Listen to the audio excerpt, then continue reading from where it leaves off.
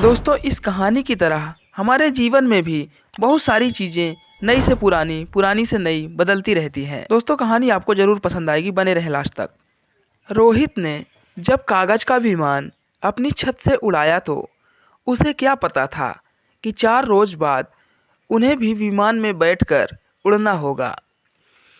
Daddy के अचानक तबादले की खबर ने उसे हिलाकर रख दिया।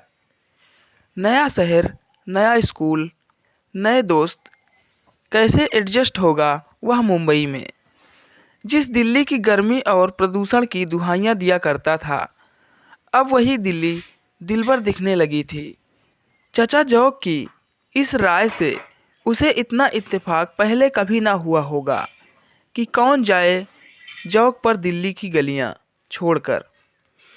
डैडी से पूछा भी था कि किसी तरह ये तबादला रुक नहीं सकता, मगर डैडी जी तो बड़े खुश थे।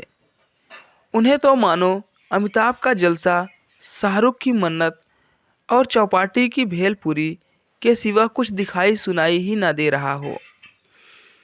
अब रोहित डैडी को क्या समझाता कि अंतर्मुखी होने के कारण उसकी सबसे बड़ी चिंता नए सिरे से नए दोस्त बनाना थी।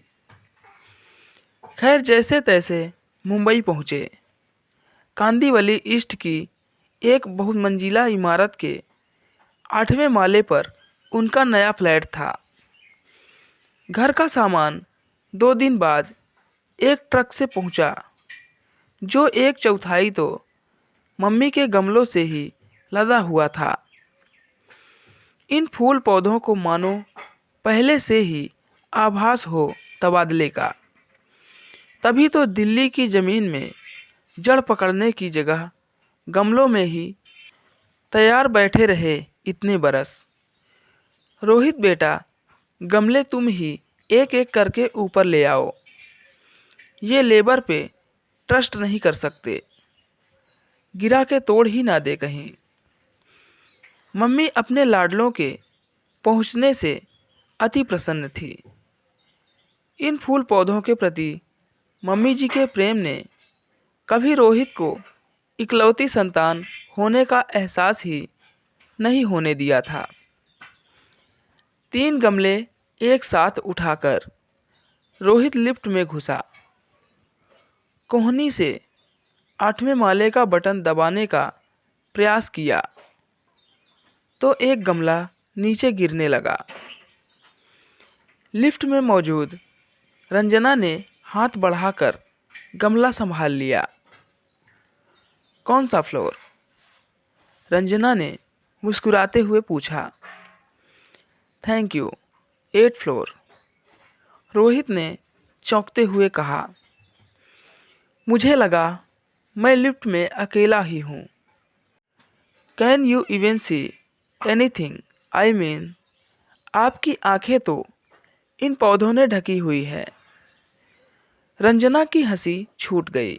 हाँ, सॉरी, थैंक यू। रोहित थोड़ा सा एम्बेरेस्ड था। गर्दन हिला हिला के पत्तों के बीच के फासले से उस मधुर आवाज़ के स्रोत को देखने की कोशिश कर रहा था। 8वें माले तक का सफ़र लंबा है, थक जाओगे। पौधे नीचे रख लो, रंजना ने मुस्कुराते हुए सुझाव दिया। Thank you. रोहित ने गमले लिफ्ट के फर्श पर रख दिए। सॉरी थैंक यू के सिवा भी कुछ बोलते हो क्या? Thank you. फिर से थैंक यू, मेरे छोटे भाई की जान बचाने के लिए। क्या? तुम्हें नहीं मालूम मेरी मम्मी इन पौधों से कितना प्यार करती है, बिल्कुल अपने बच्चों की तरह। ओह, आई सी। रंजना फिर मुस्कुराई। By the way, my name is Ranjana. तुम अभी अभी शिफ्ट हुए हो यहाँ? हाँ, 2 दिन हो गए। सामान आज आया है, नीचे ट्रक में है। अपना नाम बताओगे या गुलाब गेंद का भाई कह के बुलाऊं? रंजना ने चुटकी कसी। Oh sorry, my name is Rohit. 8वां माला आते आते रोहित के चेहरे पर मुस्कान भी आ चुकी थी। मैं खाली हूँ अभी, अगर सामान ऊपर लाने में मदद चाहिए तो बोलो, रंजना ने पेशकश की। ठीक है, थोड़े से गमले और हैं, तुम साथ रही तो 3-4 चक्कर में आ जाएंगे सारे। रंजना के मिलनसार स्वभाव से रोहित भी सहजता महसूस करने लगा था। ठीक है, तुम ये गमले रख कर आओ, मैं लिफ्ट रोक कर रखती हूँ। उस शाम सारे गमले किचन की बालकनी में सजाने के बाद रोहित वहाँ से शहर का नज़ारा देख रहा था।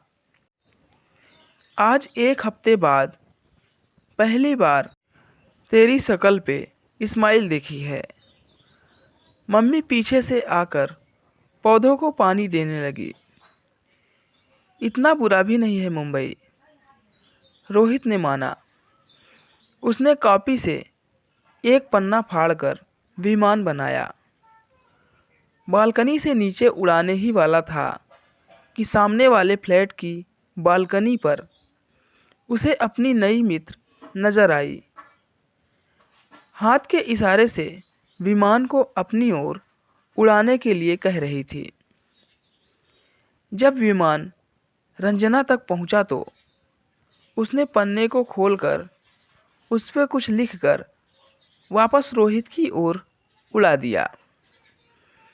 उस पर लिखा था, ऊपर टेरेस से और भी सुंदर व्यू दिखता है, वहाँ से प्लेन उड़ाने में और भी मज़ा आएगा। रोहित ने अंगूठा दिखाकर हामी भरी और कुछ मिनट बाद 5 कागज़ के विमानों के साथ रंजना को छत पर मिला।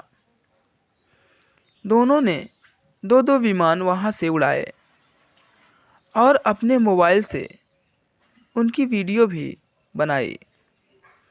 सच में बहुत सुंदर नज़ारा दिखता है यहाँ से, रोहित ने कहा। बैकग्राउंड में किसी फ्लैट से राजेश खन्ना के गीत ये शाम मस्तानी मदहोश किए जाए कि रेडियो पे बजने की आवाज़ आ रही थी। मैंने कहा था ना, मैं तो रोज़ शाम को आती हूँ फ्रेंड्स के साथ टेरेस पर, बहुत अच्छा लगता है। अच्छा है, कल भी आएंगे। मैं रात को ही और बहुत सारे प्लान बना लूँगा। नहीं, कल कैसे? क्यों? कल तो हम दिल्ली शिफ्ट हो रहे हैं ना, पापा का तबादला हो गया है। रेडियो पे राजेश खन्ना का ही एक और गीत बज उठा। जिंदगी कैसी है पहेली हाय, कभी तो हंसाए कभी ये रुलाए। रोहित ने आखिरी बचा हुआ विमान भी आकाश में उड़ा दिया। दोस्तों, मुझे उम्मीद है ये कहानी आपको ज़रूर पसंद आई होगी। दोस्तों, अगर कहानी पसंद आई तो हमारे वीडियो को एक लाइक ज़रूर करें और हमारे चैनल पे आप नए हैं तो चैनल को सब्सक्राइब ज़रूर करें। तो मिलते हैं अगले वीडियो में, तब तक के लिए goodbye and thank you.